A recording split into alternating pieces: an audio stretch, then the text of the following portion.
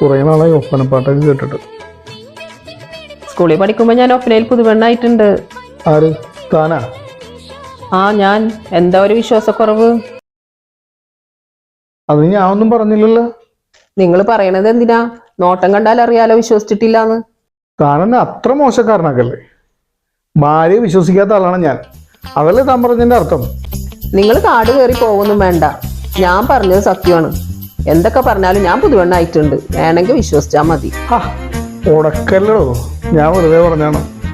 ഞാൻ കണ്ടിട്ടുണ്ട് തന്നെ പുതിയണ്ണിന്റെ വേഷത്തില്. ആണോ? എപ്പോ? നമ്മുടെ കല്യാണത്തിന്. സത്യം പറയട്ടെ, എനിക്ക് ഈ ഒപ്പന കാണുന്നതും ഒപ്പനപ്പാട്ട് കേൾക്കുന്നതും ഭയങ്കര ഇഷ്ടമായിരുന്നു. ചെറുപ്പത്തിൽ ഇഷ്ടം പോലെ ഞാൻ കണ്ടിട്ടുണ്ട്.